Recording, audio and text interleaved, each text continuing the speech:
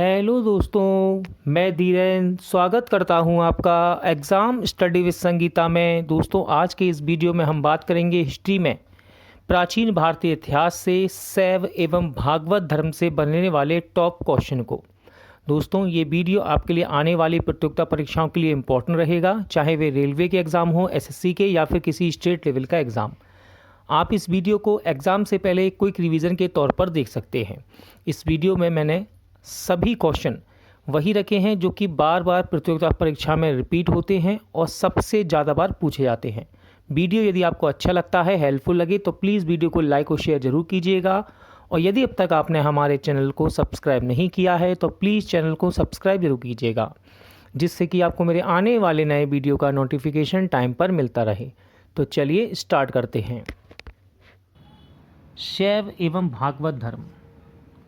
भगवान शिव की पूजा करने वालों को क्या कहते हैं? तो भगवान शिव की पूजा करने वालों को शैव कहते हैं। शिव से संबंधित धर्म को शैव धर्म कहा जाता है। ठीक है, शिव से संबंधित धर्म को शैव धर्म कहा जाता है। ऋग्वेद में शिव के लिए किस नाम से देवता का उल्लेख है? सही आंसर है रुद्र। ऋग्वेद में शिव के लिए किस नाम से देवता का उल्लेख है? रुद्र। अथर्ववेद में शिव को कहा गया है, तो अथर्ववेद में शिव को भव, सर्व, पशुपति और भूपति कहा गया है। नए नार कौन थे? तो नए नार ये शैव उपासक संत थे। ठीक है, इंपॉर्टेंट क्वेश्चन बनता है कि नए नार संतों की संख्या कितनी थी? तो इनकी संख्या थी 63, यानी कि 63। दक्षिण भारत में शैव आंदोलन किसकी प्रमुख भूमिका थी? तो दक्षिण भारत में शैव आंदोलन में किसकी प्रमुख भूमिका थी? आंसर है नए नार संतों की, जिनकी संख्या 63 थी। इंपॉर्टेंट क्वेश्चन है यहाँ पर दोस्तों, लिंग पूजा का प्रथम स्पष्ट उल्लेख किस पुराण में मिलता है? तो ये मिलता है मत्स्य पुराण में। लिंग पूजा का प्रथम स्पष्ट उल्लेख कहाँ मिलता है? मत्स्य पुराण में। शिव का एक नाम महादेव कहाँ मिलता है? तो शिव का एक नाम महादेव अथर्ववेद एवं श्वेताश्वर उपनिषद में मिलता है। शिव का एक नाम महादेव कहाँ मिलता है? अथर्ववेद एवं श्वेताश्वर उपनिषद में। अर्ध नारेश्वरी मूर्ति में आदि शिव तथा आदि पार्वती किसके प्रतीक हैं? तो ये देव और उसकी शक्ति के योग का प्रतीक हैं। एक संप्रदाय के रूप में शैव धर्म का प्रारंभ किस काल में हुआ? सही आंसर है शुंग सातवाहन काल में। मत मयूर से क्या तात्पर्य है? मत मयूर प्राचीन भारत में एक शैव संप्रदाय था। ये ठीक है, मत मयूर प्राचीन भारत में एक शैव संप्रदाय था। त्रिमूर्ति तथा अर्धनारीश्वरी की पूजा किस काल में प्रारंभ हुई थी? सही आंसर रहेगा गुप्त काल में। किस काल में? गुप्त काल में। मेगस्त्री ने भगवान शिव को कौन सी संज्ञा दी? सही आंसर है डायोनीसस की। ठीक है, डायोनीसस की संज्ञा दी थी मेगस्त्री ने भगवान शिव को। भागवत धर्म का प्रवर्तक किसे माना जाता है? आंसर है कृष्ण को। किस ग्रंथ में सर्वप्रथम देवकी के पुत्र कृष्ण का वर्णन किया गया? राइट आंसर है छांदोग्य उपनिषद में। भागवत संप्रदाय के विकास का श्रेय किन शासकों को दिया जाता है? तो भागवत संप्रदाय के विकास का श्रेय गुप्त शासकों को दिया जाता है।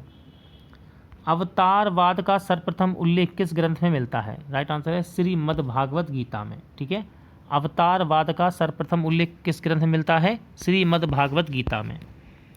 मेगस्त्री ने कृष्ण को किस नाम से उल्लेखित किया? आंसर है हेराक्लीज के नाम से। हेराक्लीज के नाम से। दक्षिण भारत में वैष्णव मत का विस्तार किसने किया? तो दक्षिण भारत में वैष्णव मत का विस्तार किया है अलवार संतों ने। किसने? अलवार संतों ने। अलवार संतों की संख्या कितनी मानी जाती है? इंपॉर्टेंट क्वेश्चन है। अलवार संतों की संख्या मानी जाती है 12।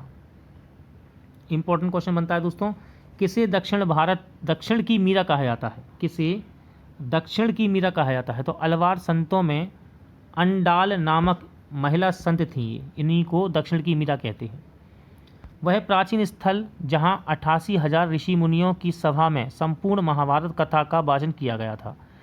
तो ये सीतापुर उत्तर प्रदेश में है। इसका जगह का नाम है नैमिषारण्य। ठीक है, नैमिषारण्य।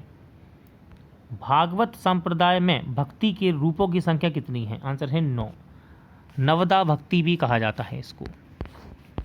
जैन ग्रंथ उत्तराध्यान सूत्र में वासुदेव का संबंध किस जैन तीर्थंकर से बताया गया है? आंसर है अरिस्टनेमी से। किससे?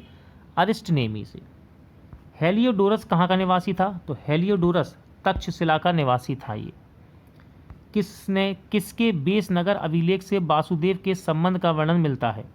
सही आंसर है हेलियोडोरस के बेस नगर अभिलेख से वासुदेव के संबंध का विवरण मिलता है। सांख्य दर्शन के प्रतिपादक कौन है? इंपॉर्टेंट क्वेश्चन है। सांख्य दर्शन के प्रतिपादक हैं कपिल मुनि। ठीक है, कपिल मुनि। न्याय दर्शन के प्रतिपादक कौन है? आंसर है अक्षपाद गौतम। योग दर्शन के प्रतिपादक कौन है? योग दर्शन के प्रतिपादक हैं पतंजलि। वैशेषिक दर्शन के प्रतिपादक कौन है? वैशेषिक दर्शन के प्रतिपादक हैं कणाद अथवा उल्लुक। मीमांस के प्रतिपादक कौन है? सही आंसर है जैमिनी। वेदांत के प्रतिपादक कौन है? सभी इंपॉर्टेंट हैं ये। वेदांत के प्रतिपादक हैं बादरायण। ठीक है, बादरायण। कर्म का सिद्धांत किस दर्शन से संबंधित है? कर्म का सिद्धांत ये मीमांसा से संबंधित है। इंपॉर्टेंट क्वेश्चन है। आजीवक संप्रदाय के संस्थापक कौन थे? तो आजीवक संप्रदाय के संस्थापक थे मखलीपुत्र गौशाल। घोर अक्रियावादी संप्रदाय के संस्थापक कौन है? आंसर है पूर्ण कश्यप।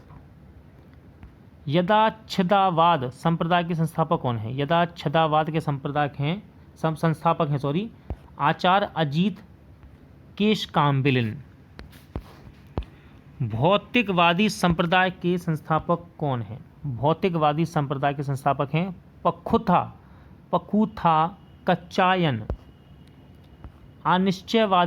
अनिश्चयवादी संप्रदाय के संस्थापक कौन है? आंसर है संजय बेठलीपुत्र। संजय बेठलीपुत्र।